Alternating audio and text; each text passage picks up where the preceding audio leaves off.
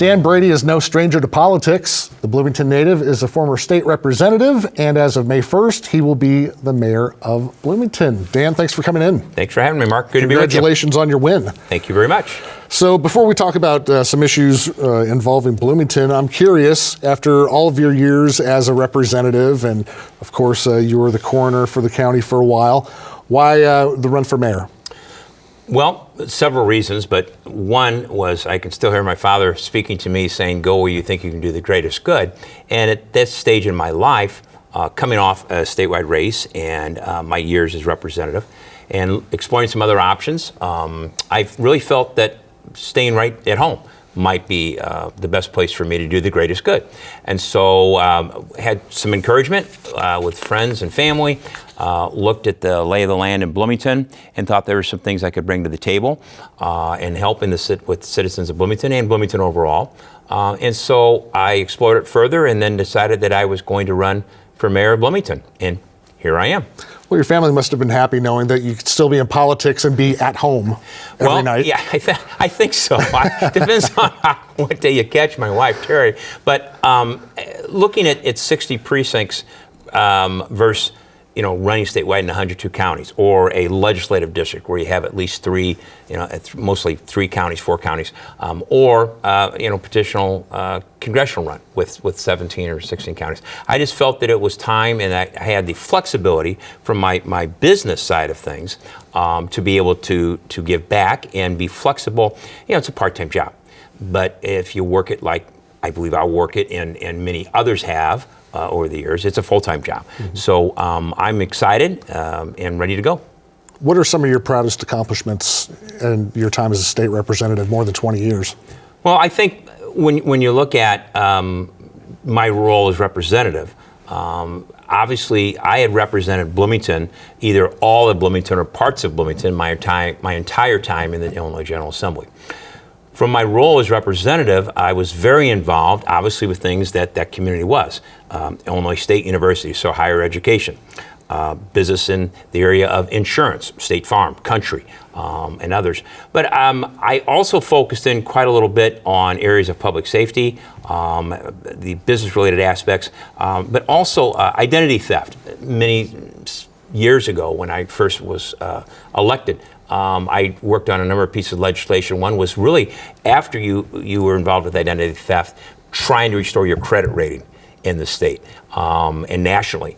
And so that was a great feat. And then I think just being able to be an individual that people saw as their representative, that whatever your politics was, you thought and believed that if you called Dan Brady, you're going to get a return call and you're going to get some type of attempt to try and help you with your problem. Because as I said, for all my time as representative, nobody ever called me once and checked in to say, how's your day going?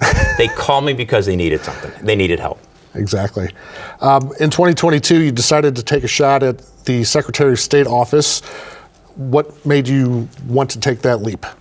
Well, that had been a long-term goal of mine, but there was always someone called Secretary Jesse White, and who's a good friend and was a great help and mentor to me, because I worked with Secretary White on a number of initiatives, organ and tissue donation from my days as county coroner.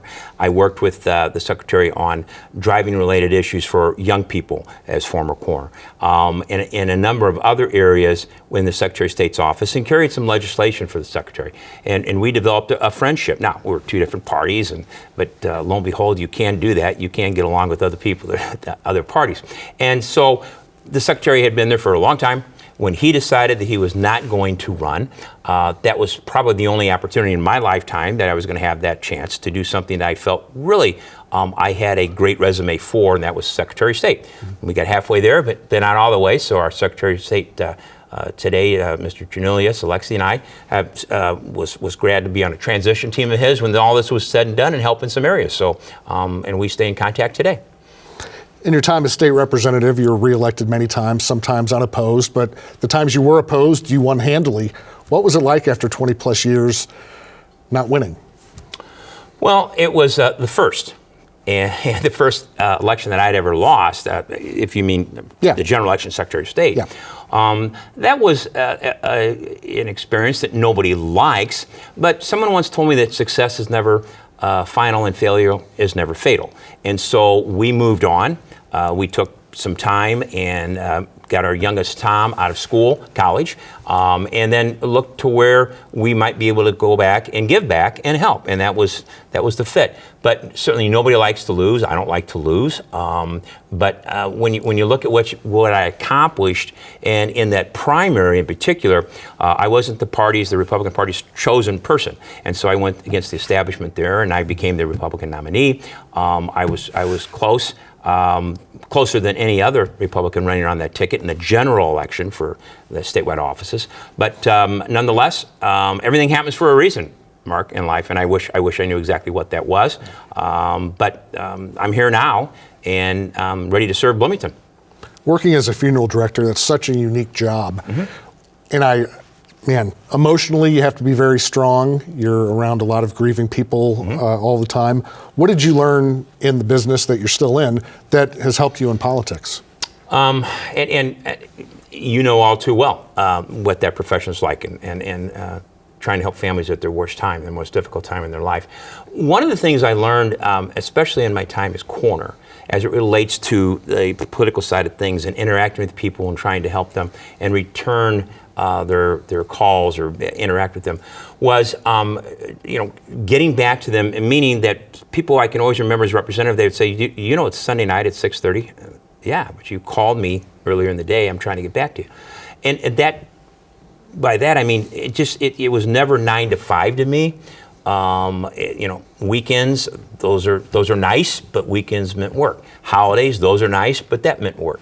And I think that spilled over, if you will, and carried over in a positive way, that people felt that I would get back to them. And as I said numerous times, I can't guarantee the outcome, but I'll guarantee a phone call on your behalf.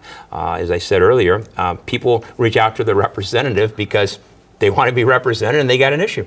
Do you feel like you're a more empathetic person having worked in this field?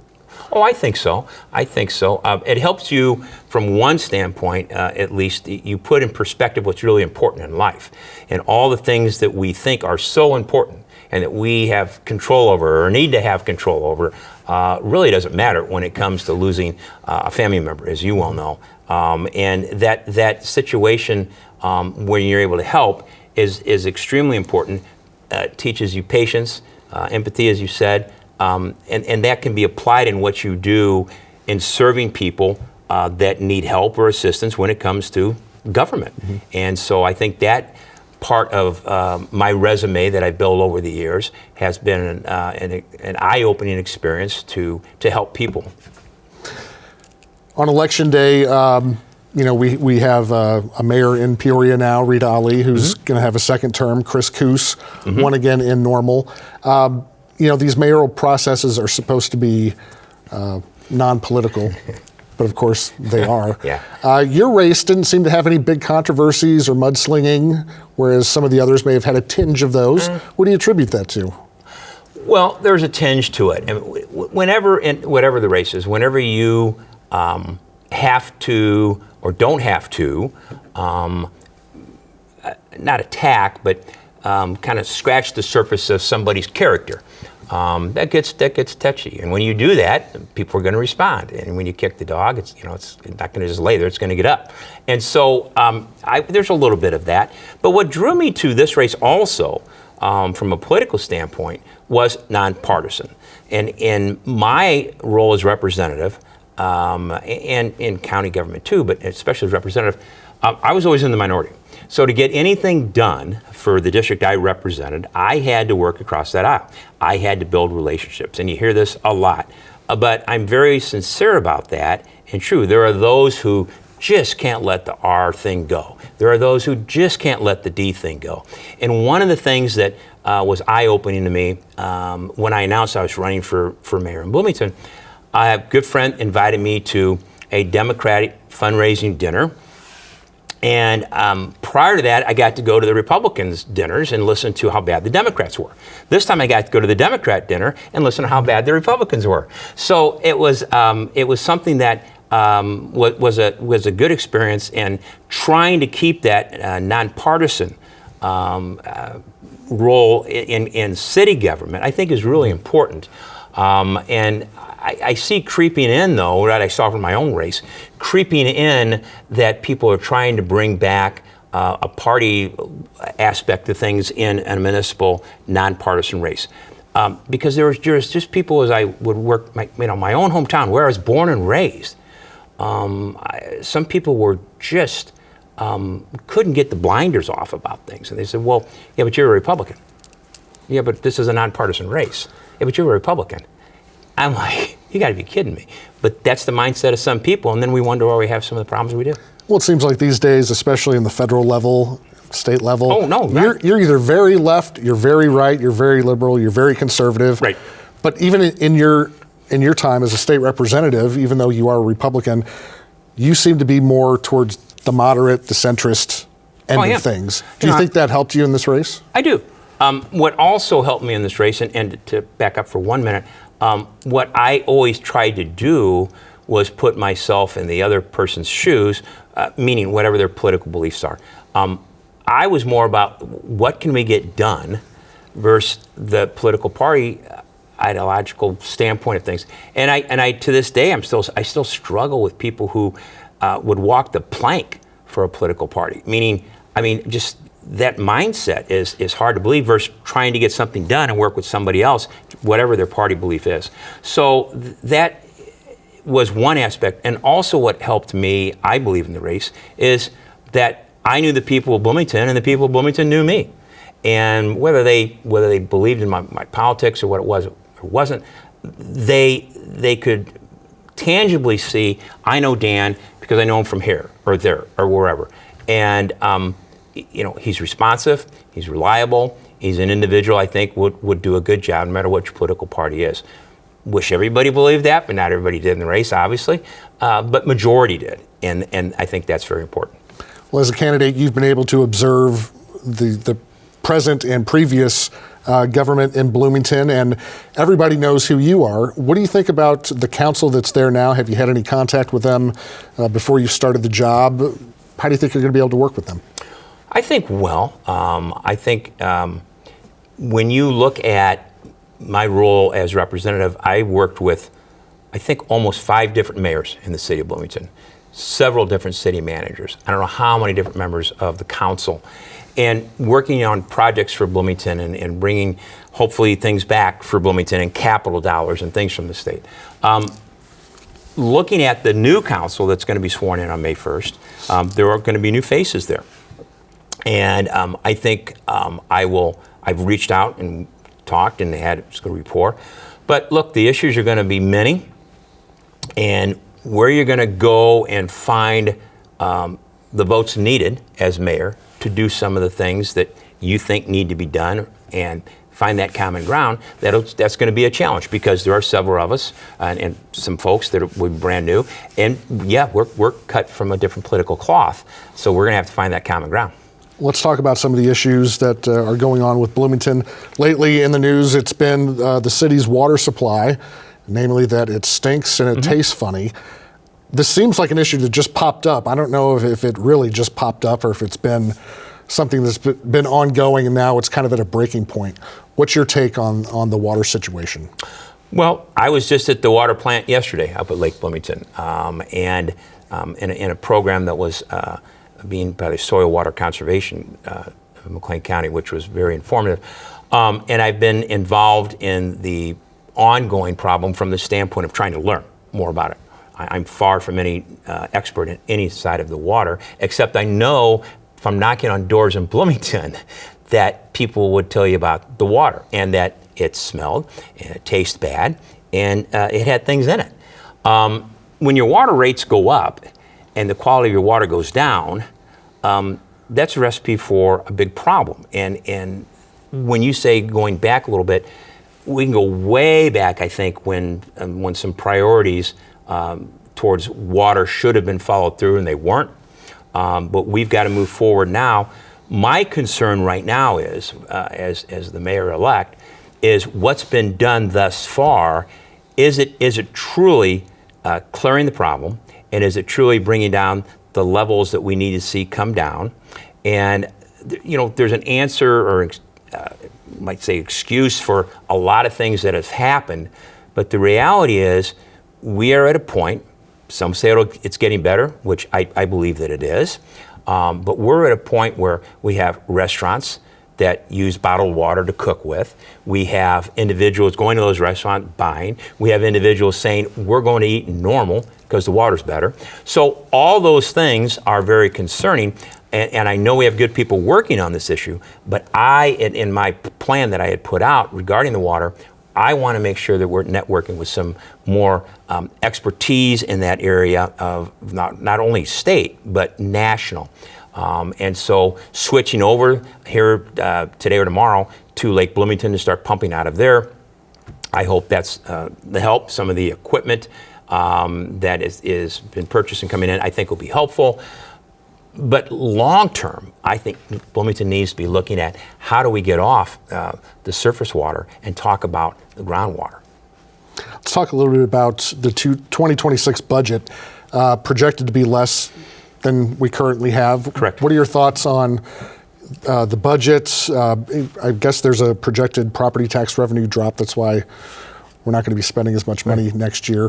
What are your thoughts on that, and what are the challenges that the city could be facing? Well, it's a great time to come into office to experience that. But that storm, as I've said before, is off, here, and it's about ready to hit shore. And so our city manager has seen that, and Jeff Jurgens, our relatively new city manager, and it's going to mean about maybe $6.5 million of deficit spending that is proposed. They're going to bring the budget reduced down around $21 million, give or take. What does that mean? That means everything's on the table. That means things that I was very familiar with in Springfield, which was early outs, early retirements, belt tightening from the standpoint of what can we consolidate? What are we going to hold off on major capital purchases? What can we do along those lines before we talk about any type of enhancement revenue-wise? What can we do internally? And I believe there's things we can do internally.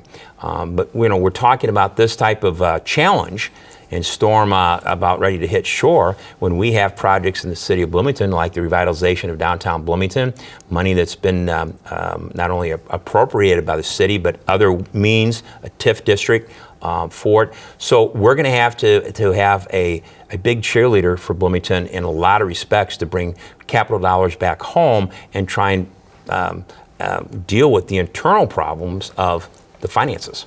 You mentioned the streetscape project, very big project. Mm-hmm. What are your thoughts on that, and is that something that can still be done with the money issues the city's having?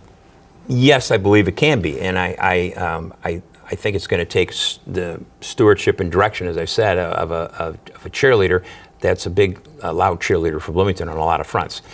I went through some of this when I was representative in office to Normal, when it was Uptown Normal, and working with the TIF district there.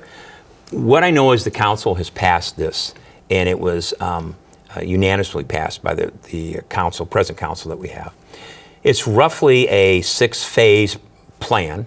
The city committing somewhere around $29 million. Probably the whole price tag now total over those 6 phases, or some $52 million.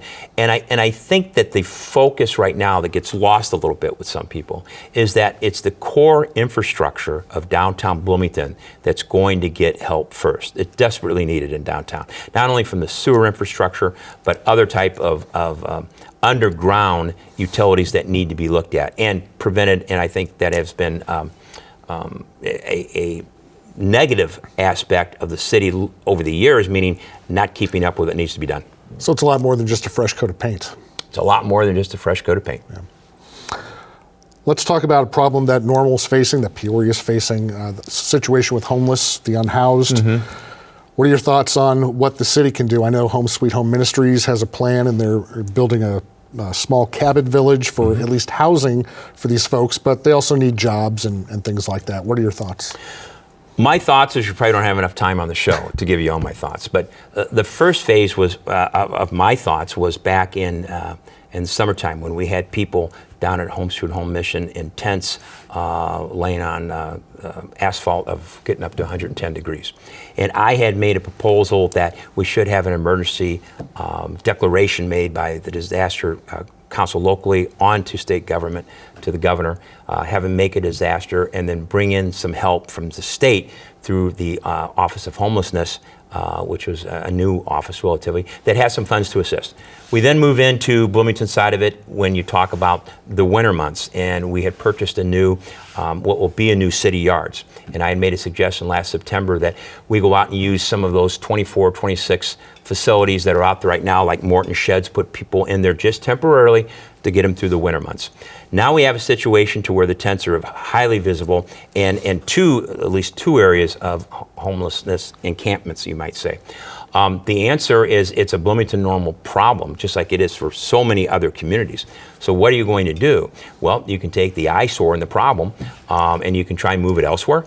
And the building that's being talked about that is right now owned by Connect Transit and dealing with Home Sweet Home Mission and the building of these smaller units and so on, it's becoming more of a talked about, maybe controversial situation as more people learn about that.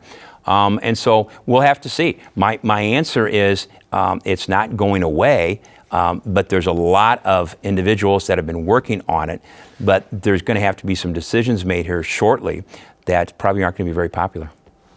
Another problem that Bloomington shares with Normal is the housing shortage. And it's not just for, a lot of people I think assume, oh, well, Rivian's hiring so many people, they're coming in, they can't find housing. Well, neither can the people who need low-income housing in the Twin Cities. What are your thoughts on that? My thought is affordable housing means to most people affordable. What's being built around Bloomington's not really affordable housing for the people that need it. Whoever you believe, we're behind some 4,000 units. So what do? Number one, we've got to inventory what is empty sitting around the city of Bloomington, meaning empty lots, buildings, things that we can look at. It's not just building anew. What can we rehab, and what can we do in the way of making it less of a challenge to get things remodeled and moving along or built? From permits, from inspections, from all those type of things, and what incentives can we give builders and investors to want to do this and help with the problem? Not too long ago, I took a tour of a project that was in Hayworth. And that project had builders from, I believe it was Taylorville and over in Indiana. 1 bedroom, 2 bedroom, 3 bedroom homes, or apartments, I should say, that had some HUD funding and backing and so on. And so there again, we're talking about possibly federal help. Whatever the answer is going to be, it's going to take a combination of private and public partnership. And it's going to take a mayor that's going to be involved to try and develop those public-private partnerships. And it's going to take investors and builders who want to work with you to do this, but you're going to have to help them from the standpoint of all the red tape that's there right now that they have to go through to do it. And so whatever we do, we have to look at what's existing there and what we can use and what we can put together for the least amount of money and get people to partner up with the city and put a product out there in a home that people can afford. One more topic before we let you go. Let's talk about safety, public safety. Yeah. Everyone's interested in that. Sure.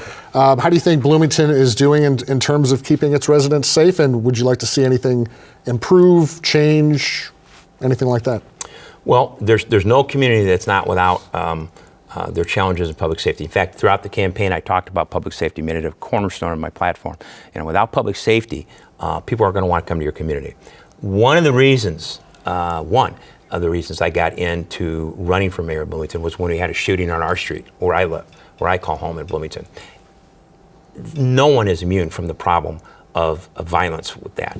But what I found was an eye-opener a little bit of, after something like that happened in our neighborhood, becoming the advocate, I guess, and dealing with the city. They were wonderful, but we kind of had to go find them. And it should have been the other way around, I thought, and a lot of my neighbors. But looking at things differently, what can we do to address the issue of the guns and the drugs on the streets of Bloomington? Can we bring back what was a vice unit? Can we move officers that are assigned to different areas or departments dealing with other drug problems over a multi-county task force drug unit? We need our officers back in Bloomington, as many as we possibly can, and we need to see the best way we're going to get the guns and drugs off the street and felony arrests made. And so the chief and others and our state's attorney, we've had conversations already, and we're going to continue to have more conversations to see how we can attack that problem. All right, Dan Brady, you start the new job officially in a few weeks. I know you're already working hard on it, but we wish you the best of luck. Thank you. Thank you for coming on tonight, Thanks. and keep in touch. I will. I hope I can come back. All right. Thank you very much, Mark. Appreciate your time. Would love to have you back. Thank you. And that is our time for right now. You can join us anytime at WTVP.org. Check us out on Instagram and Facebook. And You Gotta See This is next.